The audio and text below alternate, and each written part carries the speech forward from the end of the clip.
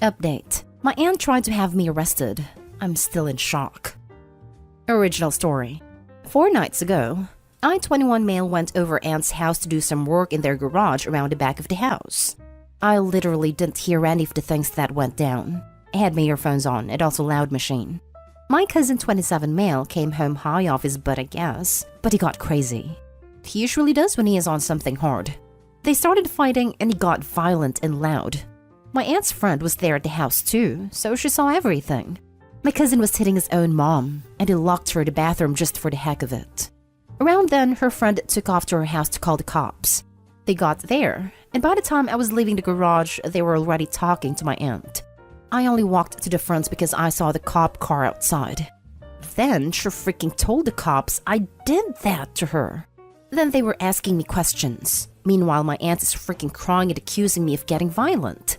I'm panicking and stuff, so that starts making me seem guilty, and I'm messing up everything I say. Stuttering even.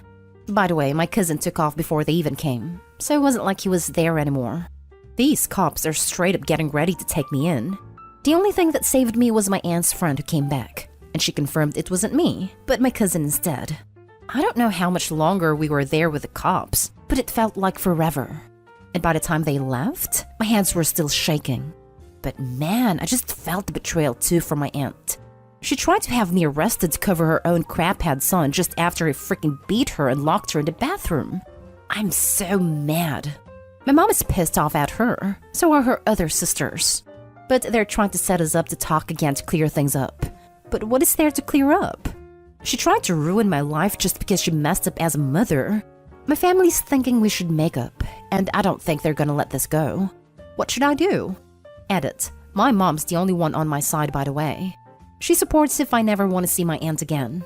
The rest of my family is on wanting us to make up already and move on. Now for the top advice before reading the update. Do not forgive and do not forget. Make it clear that you're done with her, for good. Someone who will pull something like that is literally dangerous to you. Explain this to your mother, and make it very clear that it isn't something fixable, and lay it out that you feel like she's prioritizing someone who lied about something so serious over her victim. It might also be worth contacting the police and seeing if you can pursue her for filing a false report. Lucky my mom, the only one who says she could be dead to me if that's what I want. It's everyone else who are saying we should make up, since she was just panicking in the moment. Freaking bullcrap. This is them making you a list of who you no longer need to have in your life. Tell them to do one then. Add them to the dead to me list with your aunt. I cut every single person off that supported my falsely accusing ex without ever saying a word to them. And I can say it's made a single dent in my life. Only room for better people to take their place. Can you file charges for a false police report? I don't know how that works, since your friend was the one who called the cops and said what my cousin was doing. My aunt just lied about who? But lied by implicating you. I'm not sure how you would do that, but maybe someone else will know. If she had succeeded, she could have really ruined your life. I'd start by not volunteering to do work at your aunt's house anymore, and follow that up by open avoidance of her in the future. She can decline to prosecute her son for his actions, but attempting to push them onto you is a hard no. This is no contact territory. Whether he's charged or not is completely out of his mom's hands. The DA decides who to prosecute or not prosecute. They may decide to go ahead with it regardless of how she feels. He violated his parole anyways, so he's likely getting locked back up again regardless, I think. And now for the update. So, seems like my family decided to escalate things a few days ago. I was tricked into coming to my cousin's house, different cousin, to play video games, and my aunt was there with everyone else. They wanted us to talk privately, but I said to hell with that. They really tried to freaking ambush me into talking to her that I couldn't with them. The only thing I told my aunt is that she is dead to me, and that I've given myself time to think about this. And to not ever try to talk to me again because she could have wrecked my whole life with her lies. Job, school, everything. That crap would follow me forever. After I left, I told everybody else that was there I'm not talking to them either. And now they're getting a lot of crap from my mom and my grandma. I agree with you guys that now going no contact is the only way they'll leave me alone. At least till they never push it again.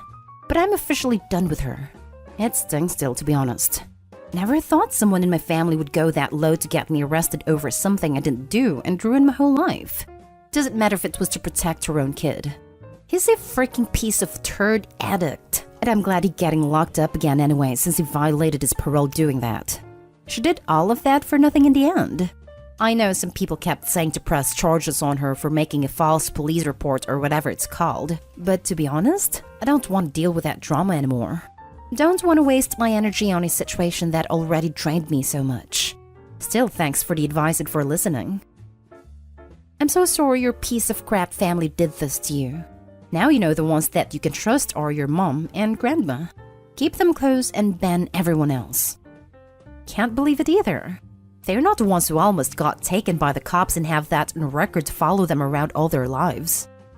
I know, it's horrific. I don't know what race you are, but all I can think of is what if you had been black and the police hadn't believed your neighbor at all and arrested you anyway? You'd have ended up behind bars for something you didn't do. Happens all the time. If you're able to take legal action against the aunt for the false accusation, I would personally. Whatever you decide, I hope you take care and find a way to heal from this massive betrayal from your family. We're white, but trust me, I know high chances it would have been a totally different story. I'd just rather not get involved more at this point. I want to forget about it. As someone who had a false accusation chase her out of an entire career, I'm here to tell you you're doing the right thing. Thanks. You think it better that I'm just not part of that at all. Can't forgive her for what she tried to do to me. Consider suing her. Seriously. The false report she filed is crime in and of itself, and could screw you over. I know you said you don't want to deal with it anymore, but your future is kind of on the line here. Think of it this way. Your aunt enables her addict son by doing what she does, including what she did to you, and you'll be enabling her behavior by not making sure she faces consequences and getting your record clean again. Not really. Cops already know it was my cousin and he's been arrested. Next story is titled, Update. My mom stole $6,000 from me claiming I owe it to her. Original story. She's 50 female and I'm 17 female. She lost her job in March of this year and was behind on rent/bills. So without asking me or telling me, she just emptied my bank account. I'm a minor in the US. When I confronted her, she told me I owed it to her for her struggles raising me as a single parent. The thing is, I'm headed to college in a month, and that money was my living expense for the entire year. It was money I had earned through competitions and awards. Not to mention, she isn't contributing a penny towards my education. And after paying for tuition, I now no longer have any way to support myself without a loan. Not to mention I already contributed around $2,500 in rent over the past few months as she was laid off, and she has around $45,000 in her own savings account. She had no reason to withdraw from mine. Of course, she isn't paying me back. Never does, even though she claims she will. No one seems to be taking me seriously. I called family, the police station, etc., but everyone is just dismissing me for being overdramatic. I feel so hurt and betrayed by her actions. She has a history of being very verbally/physically abusive, but this is just unfathomable. I can't rationalize how my own mother could steal from me. How do I deal with these emotions? I'm so lost and I can't think. Added to add, I also can't set up my own account until I'm 18, so even if I do earn any money, I know exactly where it's going to go for the fall and most of the spring semester. Now for the top advice before reading the update. Well, when you haven't spoken to her in 10 years, she'll have no one to blame but herself. I'm guessing this is just the tip of the iceberg? Just a tip, but I think it's the straw that broke the camel's back. You need to lock down your credit ASAP. This exactly. My mother did pretty much the exact same thing. The minute I turned 18, she opened multiple credit cards with my social security number and racked up $6,000 in debt. I had to pay it off myself because I needed better credit for an apartment and she wouldn't do it fast enough. It's screwed. You're going to college, right? You may have to open your own student checking account. Go to your college to talk about this. Unfortunately, you also need to have your mails sent to you instead of the address you share with your mother. As a parent, I'm mortified that your mother did this to you. I'm so sorry. I looked at student checking accounts, but until I'm 18, my mom has to co-sign and can withdraw funds. I would recommend talking to your local bank manager as well. I opened my first checking account when I was 16, without a co-signer/adult, because my mom was similar, through US Bank. I had money put into a saving account growing up and never actually saw it. When I got my first job, I refused to use the same savings account. I didn't trust my mom having access to it. I think they can approve it at their own discretion. Thank you so much. This gives me hope. I'll visit my local Chase at US Bank tomorrow to see if they can make an exception. And now for the update. First of all, I'd like to say thank you to everyone who took the time to read my post and give me advice. There were too many comments to respond to, but I did read everyone, and my heart goes out to those who shared similar stories. A lot has happened in the past few days. The day after I posted, my mom broke the lock in my bedroom door and accused me of planning unspeakable things to her in conjunction with my professor. Which is not only false, but so laughably outlandish that I finally called my university as many here suggested. Their police department got me out the same day and put me in a temporary shelter for 2 days before moving me temporarily to university dorms. My mom did put up a fight while I was leaving and accused me of being a night worker. She claimed evidence of my illegal activities could be found on my computer, iPad, and phone, all currently in police custody. I did give the police permission to look through my devices and even gave them my passwords to everything, but the relentless daily interrogations have really worn me down.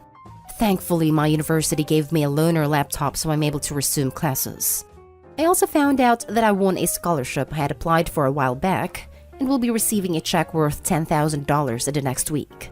Until I find permanent housing, I plan to put a hold on my mail so my mom can't get her hands on that money. Thank you so much to everyone who so graciously offered to donate, but it looks like I will now be able to afford all my tuition with a little left over.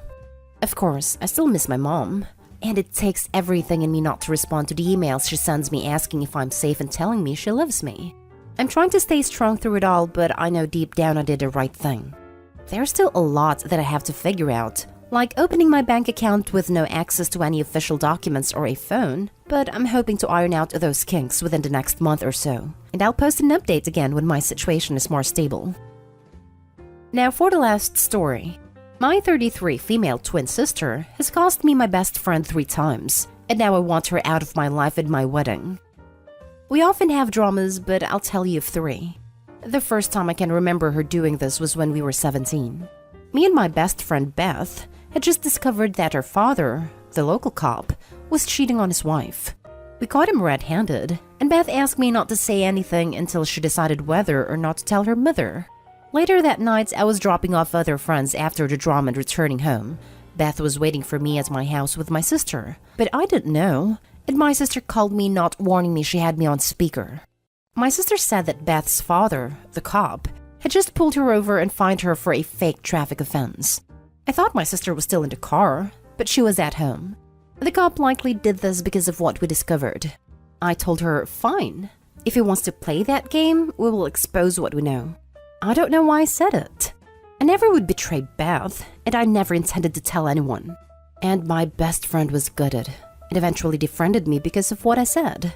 My sister never apologized for not telling me I was on speaker. She's done this several times since, but back to the main story. The second best friend I lost happened when we were 25. My best friend Kate and I were on a single girls trip because her long-term boyfriend of 8 years had recently dumped her, and I was trying to get away for a weekend to unwind. We went to a rodeo, and I had arranged to stay at my sister's on the way. We get to my sister's to discover that Kate's ex was at my sister's house.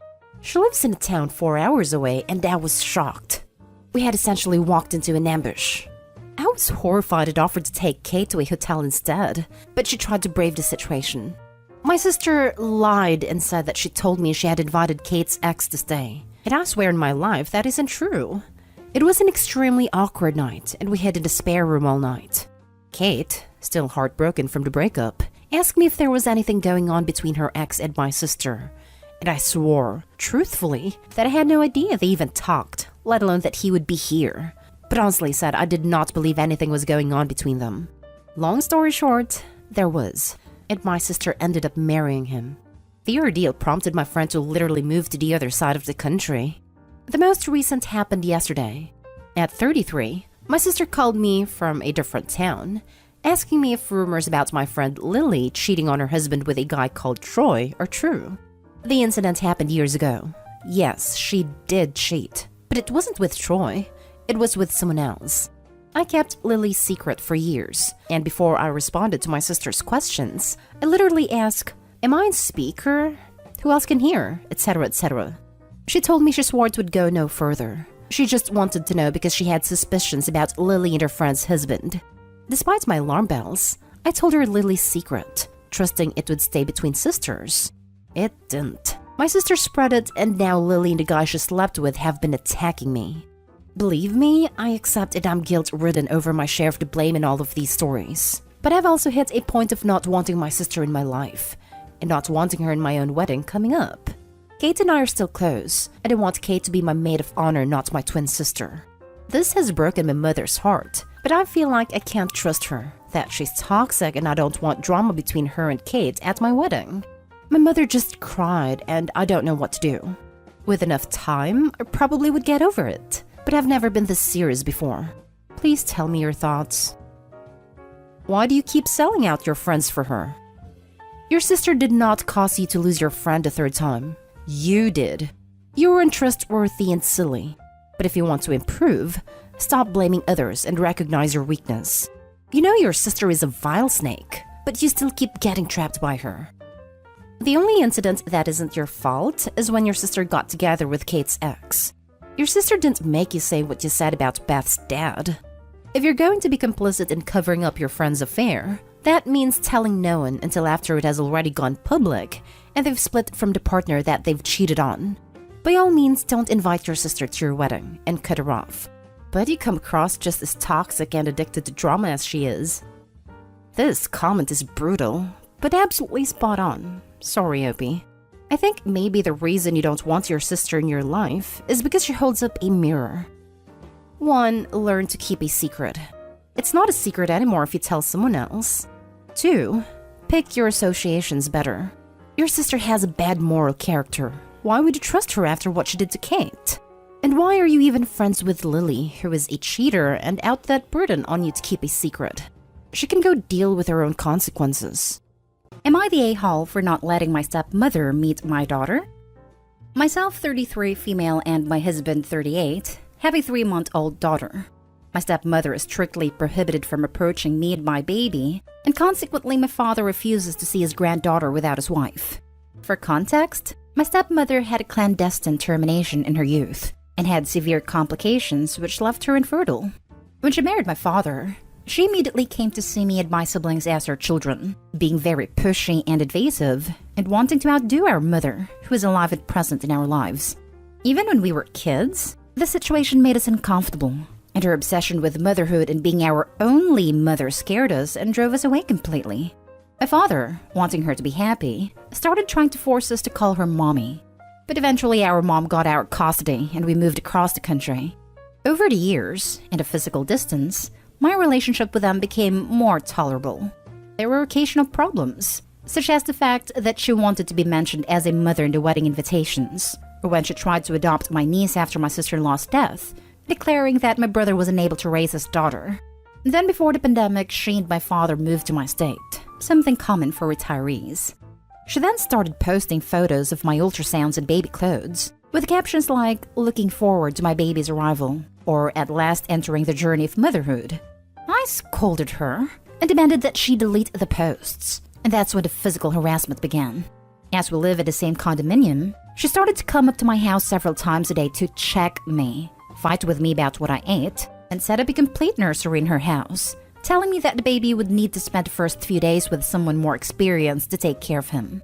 When we found out it was a girl, she immediately started saying that finally her Christina would come, and our dream would finally come true.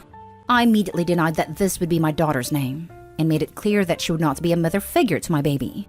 My stepmother then reminded me that a lot can happen during childbirth, and that it was better that my significant other and I understood that she and my father were prepared for any eventuality, and that I couldn't be cruel and deny her the closest thing she'd ever have to a daughter, since I didn't accept being her daughter. After that and other comments and actions, my husband and I decided to take some action in case she tried something. And now, 3 months after my baby was born, my father refuses to visit his granddaughter, even though we live close together, as I don't allow his wife to play mother and daughter with my baby. I understand that she has frustrated maternal instincts, but my daughter is not her replacement baby. So Reddit, am I wrong? Now for the top comments before reading the little update. Not today, Hall. Trust your parental instincts. You're not obligated to humor her. Your father is capable of making his own decisions. Thanks. Her attitude makes me very uncomfortable. And my husband is also worried. My dad says she's just very motherly. And that is only natural for her to want to become close to the children and the family since she was never able to be a mother. I adore him. But he accuses me of being insensitive and denying my daughter the love of an extra mother. Not today, Hall. Best advice, move away from her. She doesn't care about you. It is clear from the interactions that she has manipulative ways of trying to undermine your choice. She was always like that. I think she resents the fact that my 2 brothers and I never accepted her as our new and only mother, that we preferred to live with our birth mother away from her and my father. She tried to get a surrogate through an agency, but apparently they realized she wasn't very mentally stable. Major not today, Hall. Honestly, if possible, I'd consider moving. Hi. Unfortunately, moving is not an attractive option. My husband and I live in a great house, in a gated community, and with an amazing structure for families. Our house is our own, and we buy it without sinking into debt. The most we could do was change the locks, install a fence, and new cameras to prevent surprise visits. My father lives in another house in the same community, and unfortunately he doesn't want to leave here, as it's full of benefits for retirees. And now for the update. My husband and I hardly slept that night. Partly because we've been reading your answers, and partly because a 3-month-old baby sleeps little and breastfeeds as much as possible. Thanks to you, I was able to see that my father will never protect his children, especially if it means putting limits on my stepmother. But the big point, the straw that broke the camel's back, was what happened this morning. As I work from home, and my husband owns his own company, we decided to streamline the moving process. What was our surprise to find my stepmother in tears at our gate, properly locked, screaming and begging for my forgiveness, and claiming that all she wanted was love, happiness, and that I have no right to deny anything so small to her. For me, it was like coming out of shock. After threatening to call the police, my father finally came and took his wife home. Immediately, I called my stepfather and he and my mother came to pick us up. I was glad he came as he is a very intimidating man, as well as being a retired police officer. We've packed a few essentials and the 3 of us will be staying at my mom's house for now. She lives in an apartment, with plenty of space and 3 levels of security to allow access. We are in contact with our attorney who will refer to us to someone who specializes in family status, and we will seek to get a restraining order under our old address. P.S. To someone who asked me in private, my sister-in-law's death was caused, according to the police report, by an alleged mechanical failure in her car. At the time, with the whole situation going on with my brother and niece, I never really went into the matter. Next story is titled, Am I the a-hole for admitting that my parents and niece are the reason I left? I, 29 male, have a niece, 19 female, and as the title says, she and my parents are a massive reason why I moved away. When she was a little kid, she was unbelievably disrespectful and just downright mean. She would literally scream, yell, and if no one was around, she would cuss at me. And occasionally, she would do random crap that she would have never done if my mother, her grandmother, or her parents were around. For example, she would spit, throw stuff, purposely spill stuff. And if I ever stopped her or told her to stop, she would run to Grandma and tell her I was being mean, and I would get in trouble. And if I didn't stop her, I would still get in trouble. Then a month before my 18th birthday, I told my parents that I wanted to visit New York City, and they said that was fine. We live in South Carolina if that matters, and my niece's birthday was 2 days before mine. 3 days before my birthday, and 2 before we were supposed to leave, I already got my bags packed, and they saved up, booked the tickets, and were ready to go. The next day, my parents informed me that we couldn't go, because they had planned a huge surprise party for my niece, but they miscalculated or something, and it was a lot more expensive than they thought. If I remember correctly, it was about $6,000, so they used the money that they saved for the trip on the party. When I asked them why they couldn't just cancel it instead, they got mad and my dad said I was being an entitled brat, and my mom said I was being selfish for not wanting my niece to enjoy her special day. Well, they didn't cancel it. but instead moved it back by 2 days due to some kind of schedule mix-up. I was honestly tired with their bull, so I moved to New York and went to college there, and that's where I stayed. And now I'm an attorney with 2 amazing sons. About 2 weeks ago, I got a phone call from an uncle about a family reunion. It was a couple of days ago.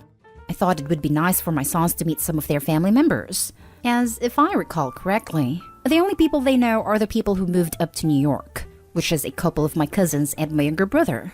So we went, and when I saw my niece, she acted the same as she did before. Later in the evening, my aunt asked why I moved to New York. My mother answered for me, saying that it was so I could go to college. I found it unbelievably amusing that she thought after all these years that was the reason, so I started laughing uncontrollably. My mother asked why I was laughing, so I told her that NYU wasn't one of the reasons why I left, and it was because they were crappy parents who loved and cared about their crappy granddaughter more than their son. And my niece was, and still, is the perfect combination between a crotch goblin, a brat, and a turd stain. My mother called me an ungrateful, disrespectful brat, and my brother and sister-in-law were pissed.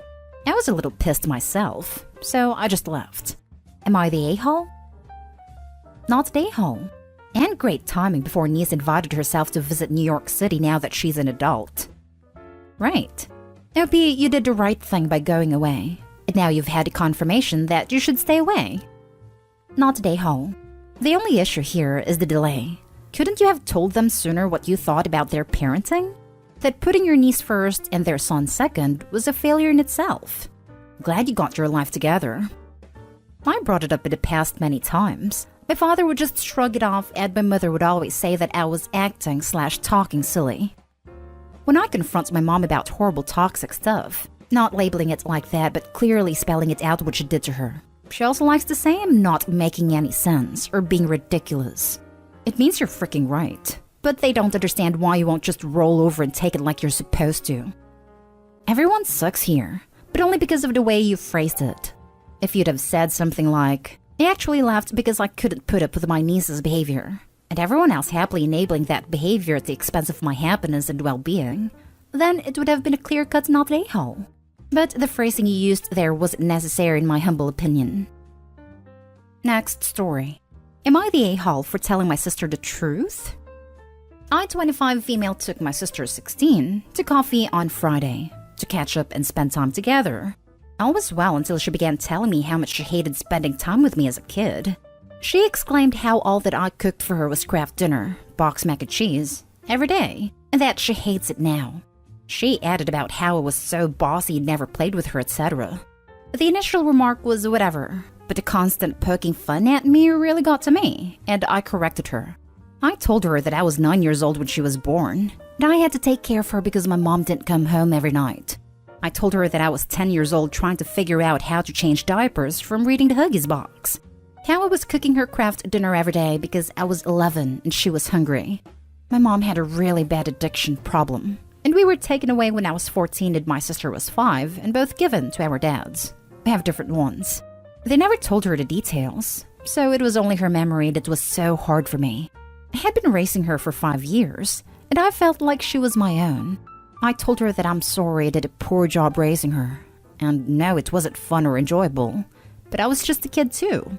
Part of me didn't want to shatter whatever childlike memory she had about our lives together, but it was too much to carry, and to also be made fun of for it. She was super nice about it, and honestly, we bonded a lot since then and actually talk again. Then I found out that her stepmother had been lying to her about contacting me to see her, and telling her I don't reply. I've never been contacted to see my sister. She said she was confused by her memories, but it made more sense now and that she loved me. 2 days later, our mom, who is 5 years sober now, called me screaming about how I got my sister taken from me because I was jealous that she got more attention and I was trying to ruin my mother's life. I told her that I'm not the one who called CPS. My sister's father was. And she just kept screaming and saying that I had no right to dump that on your sister. She has custody of my sister again just this year. Am I the a-hole for outing how terrible our childhood was?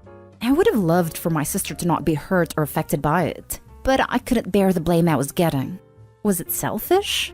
I thought she'd be old enough to hear the gist of it. Now for the comments. There's an old saying that when you sober up a drunken jerk, The result is a sober jerk. If you need someone and want to say you weren't wrong, I'll be that person. Your mother made you responsible for her parenting duties when you were a child, and now she's trying to scapegoat you for her mistakes. That won't wash. Not today, Hall. Good on you for being there for your sister as best you could when you were younger, and for mending bridges with her now. Yeah, it is really difficult having crappy parents and having to deal with their BS and drama as a child. Not today, Hall. Your sister deserves to know the truth about her childhood because no doubt she has been affected by it, even if she doesn't remember it. I'm the little sister in your scenario, and it took a long time for me to process through therapy, and I'm still working on it 15 years later. But I couldn't have done that if I didn't understand what happened. You did the right thing. Your mom is just taking her guilt out on you. I'd like to amend this. The mom is taking out her shame on Opie. Guilt suggests she feels remorse. Shame is when she feels bad because of others' perception of her, rather than her perception of herself. Now for the last story. Am I the a-hole for not taking my husband to my brother-in-law's funeral after he went against my sister's wishes? My sister's husband was sick for over 6 months. In the past couple of months, he got worse. They have 2 kids, nephew 4 and niece 6. So I agreed to take the kids in to look after them and help my sister focus on her husband. A week ago, I got a call at 6:50 from my sister crying, telling me her husband just passed away. It was so devastating. I was still in bed when I got the news. I checked on the kids and they were asleep. I had to go see my sister and be with her, so I asked my husband to keep an eye on the kids and warned him not to tell them about their father's passing till their mom gets there and tell them herself in her own way, since she made me promise to wait until she tells them herself. He nodded, but said telling them the sooner the better. I told him it was none of his business, and he needed to respect their mother's wish. He said I could go, and he'd watch the kids. An hour later, my phone rang while I was with my sister, and it was my husband telling me to get home ASAP because the kids had a breakdown after he told them their father passed. I was dumbfounded and so mad and helpless. I asked why he told them, but I couldn't hear his reply because the kids were crying loudly in the background. Their mother heard and figured they found out, and she told me to drive her to see them. I apologized for what my husband did, but she didn't respond. We got home and it was a mess. My heart sank seeing the kids crying for their dad like that. Their mom took them inside a room and shut the door. I lost it on my husband. And he said he didn't want to say anything, even made them breakfast. But when he heard kids talk about what they were going to do when they see their dad soon, he felt the urge to tell them. I yelled at him for going against my sister's wishes. He apologized to my sister, but she said she doesn't want to see him because the kids stopped talking from their trauma. He wanted to go to the funeral, but I told him my sister doesn't want to see him and I'm respecting her wish. He got upset, saying I excluded him from family event, which was unfair and flat out petty. He said he couldn't help it, so I shouldn't hold him accountable because it just happened. But I felt ashamed and a major letdown for my sister because she stated her wishes and he didn't respect them. Not today, Hall at all. Do not take the responsibility for your spouse's acts onto yourself. You clearly expressed your sister's wishes. He made the choice to go directly against them. Your sister had every right to not want contact at all with him after that. Who knows how the kids would have responded or been more traumatized seeing him again. You're not petty. You are trying to love and respect and support your sister in her time of grief. Yes, I agree, but he's been giving me grief about how harsh I was towards him. That I should have let him attend a funeral with me, completely ignoring the fact he went against my sister's wishes, and she rightfully wants some space from him. It's not about you. None of this is about you. On repeat until he gets it. What kind of narcissistic prick thinks he should be the one to break this kind of news to children when their mother is effectively on her way over to do that very thing? Not today, Hall. Now your husband wants to show up and cause drama with a widow at a funeral? Is he crazy? You need to take a very hard line with this guy. And it's not a family event. It's a funeral and he's an A. Update. My boyfriend 21 believes that we shouldn't be together because his female friend told him our zodiac signs are not compatible. Original post. This is slowly getting ridiculous. My boyfriend of 2 years has a female friend. They were close since middle school, so she has been in his life more than most of his other friends. I guess this is why he listens to her and her opinions on a lot of matters, including our own relationship, which I found out recently. What is happening is that every time we've had a fight, he was going to her to vent about our problems. I was okay with this for a long time. Never really thought something would be wrong. They were friends for a long time. I trusted him and wasn't jealous of their friendship. But for a few months, I've noticed a sudden change in my boyfriend's behavior after our fights. Instead of trying to resolve things like we always do, he would get passive-aggressive, ignore me for days, and throws around maybe we should break up quite often. I was really surprised because our fights aren't that serious. For example, ever since we moved in together, we have this agreement that I'm cooking our meals and he cleans everything after. For a week or so, he wouldn't, no matter how many times I've asked, because, as he said, Leos don't like to be pushed around. Yeah, every time we fight, he would just say stupid things like this. So I confronted him yesterday and asked what has gotten into him. Apparently, his female friend has gotten into astrology and decided that we are not compatible because I'm a Cancer and he's a Leo. He then blamed our little fight on our signs incompatibility and told me that she's pretty spot on with her descriptions of our relationship, and he started to believe that we're not a good match. This is so stupid that I thought he was joking, but nope. Now I'm thinking if this is even something worth fighting for. I don't believe in astrology. I don't think it's an answer to all of the problems that we face, but he is certain that it is because his female friend told him so. I was thinking about meeting up with her, but I don't know if I should. Or maybe with both of them to see what the problem really is. Part of me don't want to throw away this relationship. Those were good 2 years before he started acting like an idiot. But another part of me is bewildered by the amount of stupidity of my boyfriend at his friend. Now for the top advice before reading the update. No, don't meet up with her. Dump your idiot boyfriend. Agree. It sounds like you are young. If that's the case, you have your whole life ahead of you. What would it mean to be married to this guy? Is he going to run to his friend when you fight? Betray personal secrets? Talk about your intimate life. He is already pushing his boundaries. Maybe it was a great 2 years. So what? You aren't throwing anything away. You are discovering what's important to you and what isn't. This guy is the wrong guy. Cut your losses. Agreed. You're 21, OP. You still have so many great years ahead of you. Don't let this dip bog you down. Remember, 30 is the new 20, so you have plenty of time to meet someone else. Yeah, I'd throw that one away. He's either really dumb or he's trying to get out himself. Yeah, probably doesn't have the guts to quit the relationship altogether. Date someone that's not a friggin' moron. This reminds me of a story my dad told me where he went on a date with a girl before he met my mom, and they were talking. And somehow the topic came up that this girl's family had some kind of religious guru that gave them advice in everything in their lives, and they always listened. My dad said something like, "So even if you really want to date me, you won't if your family's guru says not to?" And the girl was like, "Yep, he makes all the final decisions." My dad says he finished out the date, left, and never called her again. It could be his way of finding an out. If he is throwing around suggestions of breaking up during every fight, and now he's using zodiac signs as a reason to break up, then he sounds like he's just looking for reasons to end it. He could very well have feelings for this girl, but even if he doesn't sound like a good boyfriend. I would leave. And now for the update. I've decided to post a follow-up because my original post gained a lot of attention. I've received plenty of advice and many things have happened ever since then. Be prepared for a long ride. This whole situation is a great lesson to me, and I'm working on myself to stop being so naive and gullible. We are not together anymore, which is a good thing, but we didn't break up right away. I ended up confronting my boyfriend about his friend, her input in our relationship, and him seeking validation from her. As many of you have guessed, there was much more to their friendship that I knew about. I'm not sure how far they went to this day, but to the people that were saying that they're using this whole zodiac incompatibility as an excuse, you were right.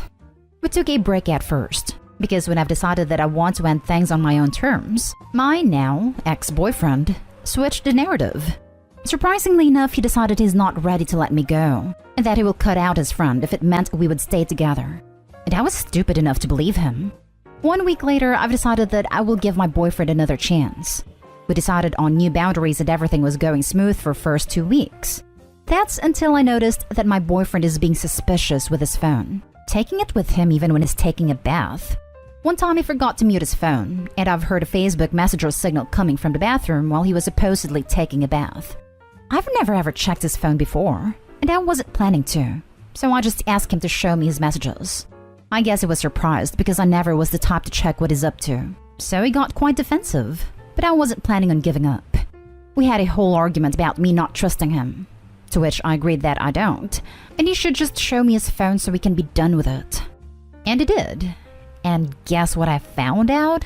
That he's still in contact with his astrology-obsessed friend, and their conversations aren't exactly a friendly banter. Me finding out led to even more of an argument, in which my boyfriend admitted to cheating on me with his friend, blamed it on me being a Cancer and him being a Leo again, then proceeded to tell me the only reason why he was fighting to stay with me is because, as a Cancer, I'm very homely, and living with me is great, but I don't give him the thrill that his Sagittarius friend is giving him. So yeah, I kicked him out. I'm on the lease anyways, and when he tried to argue to let him stay for a few days until he finds his own apartment, I told him that as a Cancer, I'm not sure I can control my emotions and don't end him in his sleep. That's how my ex became my ex. And what I've learned from this? 1. To avoid anyone who believes in astrology as a romantic partner. 2. To be more wary of my future partner's friendships, as many things may not be what they seem. Dear God, I hope you find someone with more brain cells than him. How Scorpio of you. Every time I hear a story about a cheater and astrology, they are a goddamn Leo. Well, my ex blamed his narcissistic behavior on being a Sagittarius, which also fits with this narrative. I told him that as a Cancer, I'm not sure I can control my emotions and don't end him in his sleep. Laughing my butt off. That dude is whack, and his friend is weirder. Bullet dodged again, Neo. I think astrology is kind of cool, but to purely base your relationship off it is just ignorant. At least, they will be happy together. Next story. My 20 female, boyfriend 19 male, has slept with his girl best friend. My boyfriend and I met 7 months ago, and we made it official 4 months ago. When we first started seeing each other, he told me he had slept with his girl best friend. Keep in mind, this was first year of university, so they have known each other for less than a year. I was fine with it, because, it was before we met, but it was a bit uncomfortable to me. Seeing her all the time and watching them interact together was annoying. They're quite playful, always making fun of each other jokingly, making inside jokes all in front of me, and sometimes it made me feel like I wasn't even there. But at the end of the day, I had no real reason to be mad. A couple months in, I found out they used to cuddle together in bed and fall asleep together as well as the one time they slept together. That made me feel quite weird because, in my opinion, it's more intimate than just sleeping together once. He told me they were both in a bad place and it was just for comfort, but I was still put off by it. I kept my feelings about their friendship to myself because I wanted to like her and not make things difficult for my boyfriend, but she wanted to be really good friends with me oddly and invited me to have drinks with her one night.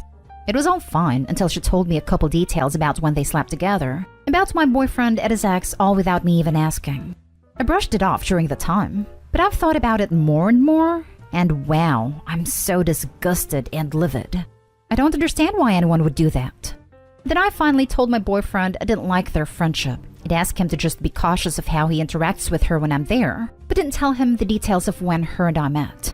I specifically told him not to tell her because I didn't want her to think I hated her, which then of course he did without even asking me.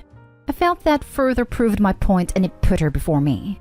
Her response was that I have no reason to be uncomfortable, and she doesn't understand at all why I would feel this way, and that their friendship is completely normal. I felt that she completely dismissed my feelings, and I don't understand how she thinks I'm overreacting. Wouldn't anyone be uncomfortable in my shoes? So I unfollowed her in most social media. Anyways, I started thinking about it a lot again last night, and my blood started to boil so much, and I ended up ranting to my boyfriend about everything. Obviously, there's a small bit of jealousy. Why does he have to be best friends with her? He hasn't even known her for a long time. Why does a photo of them have to be his profile picture and whatnot? However, I think most of my frustrations is quite justified. I just don't know what to do. Whenever I think deeply about it, it makes me push him away. The image of them being intimate makes me want to puke, but now I have these details I didn't ask her. She's still his best friend, so there's no real solution. To be clear, I never asked him to stop being friends with her, and I never would. I just feel so uncomfortable with them being best friends. Not only because they have slept together, but because I feel like she's been disrespectful towards me. I'm sorry this was such a long post, but what should I do? I obviously don't want to break up with him over this, because I know there's actually nothing there between them and he loves me a lot. It's quite weird right now since I'm not speaking to him. But whenever I think about it, I can't help but be cold to my boyfriend and be pissed for a while, which isn't very fair to him. What would you do if you were me, or what do you think I should do? Thank you so much for reading all of this. Her sharing details about when they slept together was wildly inappropriate. And I can't think of a reason she would even do that beyond trying to stir the pot or get you to break up with him. It kind of seems like she's trying to play Miss Innocent but has ulterior motives. I also think it's weird that his profile picture is with her when he's in a relationship with you. Honestly, at this point, I don't see how you would come back from all of this if he is going to remain friends with her. You may be better off ending the relationship. Yeah, I need to think hard about this. Thanks for your insight. Look, I have had a platonic male best friend. I have been in the situation of having a new girlfriend try to force him not to be friends with me. I am sympathetic in general to the idea that people should be able to have meaningful non-romantic relationships with people of the gender to which they are attracted. But this is clearly not that. He has known this girl less than a year. He had slept with her and cuddles with her in that time frame. He prioritizes her feelings over you in public and private? This is not some we dated when we were just kids, but it's been decades and we're strictly friends situation. This is a hookup from, at most, a couple of months before he met you that he still treats as the most important person in his life. I have no idea why they aren't actually dating, but it's okay to acknowledge that the way you're being treated sucks, and that you want to be with someone who cares about you the way he cares about her. Leave them to their weird BS and find better friends. Last story is titled, My 22 male ex 21 female and I broke up over a year ago. I just found out that shortly after the breakup, she messaged my best friend, 22 male, saying she made a mistake and asked if I still cared for her. He told her I was completely over her and proceeded to try and hook up with her. This is a very complicated situation and I wasn't sure how to title it, but that's pretty much the gist of it. I'm looking for advice on whether so long after this happened, I should message her and clear the air in a way. First, I'll start with some context of my friend and my ex. My ex struggled with her mental health and specifically self-sabotage. We were together for 2 years. When she ended it, I was devastated. She just ended it with a text and ghosted me. It made no sense as just a few days before she had brought up the topic of marriage, which I was on board for when we had graduated. We are both in college and are going for master's degrees. The best friend and I have been close for over 10 years. He was my oldest friend. We have been there for each other through thick and thin. I never would have expected a situation like this, but after learning of all the things he has done, I've completely cut him out of my life. Now for what happened. About 2 months ago, I started my first relationship with a new woman since my first ex. After a month, she cheated, so I left. About a week ago, she sent me a screen recording of my friend messaging her begging to hook up. She apparently had the decency to turn him down and warn me of my backstabbing friend. This had me wondering if he had tried it before. So I met him for lunch and asked him if he had talked to this recent ex. He lied and said no. When I showed him the proof, I told him I knew about everything he had done and wanted to hear it from his mouth. He confessed. Next, I asked him to tell me about what he had done with my first ex, still claiming that I knew and in reality it was just a hunch. He told me that just a month after we had broken up, she sent him a message, telling him she had made a mistake and asking him if I would be willing to take her back. He was my roommate and best friend at the time, so it makes sense why she would test the waters with him. He responded to her by saying that I was already completely over her and had moved on. In fact, he proceeded to try and hook up with her. I'm assuming this is why he told her the lie. She inevitably turned him down as she was never interested in him in the slightest. But she obviously believed him, because since the breakup I have still never received a single message from her. Considering he was my best friend, from her point of view she probably thought I was not only over her, but had given him the go-ahead to pursue her, which obviously was not the case at all. Now I feel like I'm faced with a decision of letting this girl, that if we are being honest I still care for, know the truth. Or living with the fact that she probably thinks the 2 years we spent together was a complete lie, and that I cared about her so little that I was okay with my friend trying to hook up with her. What should I do? As I mentioned, I cut the friend out of my life completely, And other than the utter betrayal that hurts me to my soul, I am no longer concerned with him. Now for the advice. I would go clear it up and explain what you just found out with her. Do not go with any expectations of resuming a relationship with her. Just inform her that you felt she had the right to know he outright lied to her. Leave the ball in her court with regards to whether or not anything happens from there. If she asks how you feel now, tell her the truth. But let her know it's up to her to decide whether or not she wants to try again. If she doesn't inquire but just thanks you, wish her well and move on. I think this is probably the right thing to do. I just don't know if I actually have the strength to message her after so long about such a messed up situation. The thought of this situation has really torn me to shreds. I don't have any hopes or intentions of getting back together though. So regardless of what she replies, I'm not expecting anything. Oof, time to get a new best friend. For real. Luckily, I have some really great friends that have been giving me advice about the situation. Just looking for unbiased advice right now. Do I message her and clear the air after so long? Do it if you meet one of two criteria. She isn't in a relationship and you aren't wanting to get back with her. She isn't in a relationship, you are considering getting back with her. And you know for a fact that she has significantly made progress on her mental issues.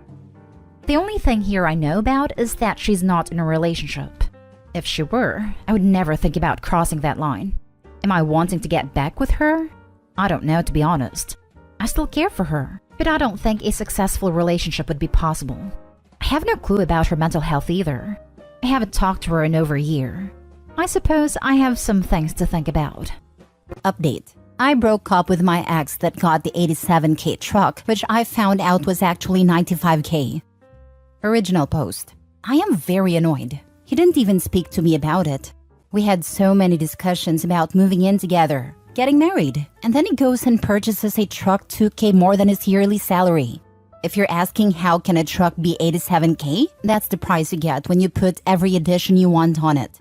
He showed me the truck expecting me to be excited, and I was livid. When he bought this truck, we were only a month from moving in together. We got into a bad argument where he told me it was his money and he could do whatever he wanted with it. So I said fine, and I told him I'm not comfortable moving in with him anymore. I asked my landlord if my apartment was still available and if I could renew my lease, and they said yes. Now my boyfriend is saying he can't afford his place and his truck. You should have thought of that before buying something so expensive without talking to your girlfriend of 2 years. I have had some of his friends' girlfriend reach out to me and say I should support him, and one even say that I'm not loyal, and this shows I wouldn't support him if we were married, since I run away when finances get bad. That's BS. He didn't lose his job or get hurt. He bought an expensive item without discussing it. I have been trying to get him to return the truck because it's already affecting his finances badly. He has only had his truck for 2 weeks, and he is worried that in the next month or two, he won't be able to cover all the expenses he usually has. This past weekend, we had another argument and I think our relationship is going to end. I'm not helping him pay for this truck and I'm not moving in with him. I've asked for a break and will be thinking about what to do. Now for the advice before reading the update. Yeah, no, you were right to put yourself first. He's going to end up drowning in debt. At least you won't be there to see it. Would imagine he thought he could make you take the majority of rent and household expenses while he just put money in his truck. Nailed it. Boyfriend only bought the truck because he was moving in with OP. He snitched on himself when he told her he couldn't afford his own place plus truck payments. The minute he was expecting you to help finance his life, it ceased to be his money. You absolutely did the right thing. That man was going to use you to pay for his expensive truck. Ask your friend's girlfriend if they want to give up their life to finance his mistakes, because you sure as heck won't, and shouldn't. It'd only get worse if you enable him.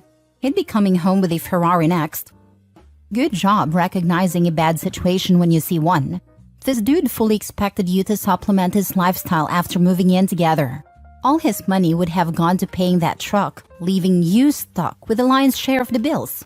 And that's why he's panicking now. Stay in your own apartment, Opie. And he had the audacity to say that it was his money and he could do what he wanted with it, knowing full well he would have to live out of the truck if OP didn't supplement for him. Really tells you what he thinks about OP's money, that it's his money too. Entitled butt. I would dump him so hard. Reeks of my money is mine but your money is ours. Dump any moron who spends $1,700 a month on a 5-year loan for a toy while being unable to make rent. Not to mention this dude works from home. He's going to be using that 87K truck to do basic errands. Edit. I appreciate the different opinions everyone has given me. I have a lot to think about. To answer 2 questions, no, he doesn't need a truck. He works from home, and if he has to check in at work, he has an office. Also, his friends and their girlfriends know about this issue because he asked for their views when we went to a get-together last week. Only 2 girlfriends reached out to me to tell me I wasn't being supportive. The others have minded their business. Now for the update a week later. Yeah, so I broke up with him mainly because I realized we aren't financially compatible. Before I go into what happened, I do want to say something. I understand we weren't married, but we were both moving together into a new place and had several discussions about this move and our plans for the future, including marriage. For the people private messaging me saying it's his money and he can do whatever he wants, or you're only 2 years into a relationship, you're not a wife, I know that. And I have never asked what is in his bank account or told him what to do financially. I'm aware it is his money, but I also know his financial situation. And he was making decisions without my input that, if we were to stay together, would not only affect him, but also our relationship and our financial situation for years to come. I will die on this hill. This is not okay. And if it's okay for you, that's fine. But for me, if we make a financial plan and you make a huge decision without me, I won't be okay with it. And that's a big reason why I backed out of moving into a new apartment with him. I would have never made a decision like this without his input at all. The main reason why we decided to move in together was to take the next step in our relationship, but also to pay down our debts. I now have $22K debt from student loans and a car. When I met him though, it was around $60K, and I was basically living on credit cards. Within the first couple of months of us dating, I saw how hard he worked, and with a salary at $85K, he was making a huge progress in paying off his loans and credit cards. On my end at the time, I was only making $50K. I honestly saw his work ethic and was like, wow, and got serious about my debt. I got a second part-time job where I was making $32K a year, bringing my salary to $82K. I did that so that I could pay off my debts faster, but also so that we could be on equal footing when we moved in together, and he didn't have to pay significantly more in living expenses than me when he had more debt. We did a complete budget months before we moved in together and realized that we would each have $700 extra a month to put towards our own individual budgets. This is why the purchase of this truck was so surprising to me. We had planned this move for months. We had a budget and he destroyed that plan with a truck. If he wanted a new car, there are plenty of cars he could have gotten that would have fit into the $700 monthly surplus he had. Anyway, for the past few days before we broke up, he tried to show me that this truck was a good financial purchase and we could still move in together. He told me that he had actually budgeted for this and could show me how he could afford this. I wanted to hear him out, so I went to his place and he had 2 budgets. He said he had been thinking of getting this truck for some time and he had worked out a budget beforehand. He showed me the first budget. And after his truck, insurance expenses, and his debts, he was left with $115 for the month. I noticed with the first budget, he didn't include groceries, his hobbies, going out, or even gas for his car. I asked him how $115 was enough to live off of for an entire month. I asked him how he could afford all of this and his truck, and if he planned to give up some things. He said no, he didn't plan to give up anything and that he would make everything work in his budget. I asked him what if he had an emergency or needed gas for his truck, and he just kept saying he would work it out without explaining how. After I saw the first budget, I asked to see the documents for the car, and that's how I found out the truck price was $95K total after taxes, registration, and fees. He traded in his reliable 2003 Toyota and all his savings to get a loan at 14% for 72 months. His monthly payment is now $1,966 and insurance is $573. He also still has student loans, which are significant. I kept telling him $115 left over monthly wasn't enough. That's when he showed me a second budget, which had a combined higher monthly income. I asked him if he was getting a second job, and he said due to his job relying on him to be on call, he couldn't. I asked where the income was coming from, and this man said, "Well, you're getting a raise soon." I froze because I had mentioned this raise once months ago. My first job is my career job, and I work in a field where when you hit certain milestones, you get a pay bump. In September, if my raise is approved, I will go from 50K to 80K. And with my second job, my total yearly income will be 112K. But getting the raise isn't a guarantee. You have to meet certain criteria, and if you don't, you have to wait 3 months before trying again. When he said that, I was quiet, and then I said, "So you planned a budget that included additional income that I wouldn't get for at least 6 months, and income that I might not even get in September?" He said when I got my raise, the ratio of what he would pay would decrease and he would have more disposable income. I asked him why it was okay for him to plan budgets with my income, yet I had no say in how he spent his. He couldn't answer that. I told him I had no issue with paying more bills if I got a raise, but the fact that he banked on that, didn't discuss it, and now expects me to be okay with this is ridiculous. I also said there's no way I wouldn't be paying more with the first budget because he wouldn't have been able to survive on $115. I told him he didn't communicate, and this is on him because he made huge financial plans without discussing anything. Finally, I told him I would never have done any of this without going to him first because I thought we were a team that was building something. I ended things the next day and he has been trying to reach out, but I'm not interested. He has financially crippled himself with his truck. If with my income now, he could barely make it, he sure isn't making it on his own. I really hope that things work out for him and he is able to keep his truck and recover. But I'm not paying the consequences for such a massive financial mistake that is going to usually affect him for years to come. If I were to stay, this financial decision affects me as well and would continue to affect both of us for years. Again, this is different from becoming ill or losing a job. He chose this and refuses to budge and fix it. I now realize we are not financially compatible, and that's okay, and I wish him the best. Edit. Thanks everyone for all the support. I don't hate my ex, and I really hope he's able to recover from this. It was such a learning lesson for me in how one mistake can ruin you financially. It has made me even more cautious, but also determined to keep working towards a better financial future for myself. You are very smart. I have a wife like you, and we are going to retire comfortably because of that. People who will give her grief over this either have no idea how marriage is supposed to work or are bad with their finances. Financial incompatibility is a huge deal in relationships, and she's being incredibly mature here. Wholeheartedly agree. The fact that he is making all of these decisions that impact their stability and goals without actually speaking to her is incredibly selfish. I don't remember correctly, but I believe that in the last post, his family was giving Opie a hard time about her not moving in and being happy about the purchase. At this point, I don't think he was upfront and honest with them. Well, since they feel like they can give input into a relationship that is not theirs, then they can help pay for the truck. Opie, the people who private message you knew that what they were saying was wrong. Your instinct and maturity are commendable. And while spending her paycheck. Dude, 14% interest is absurd. That's an insane amount of money to pay for any vehicle. 14% is absurd, but that's what happens when your credit is ruined and you make bad financial decisions. Seems dude hasn't learned anything. Lol.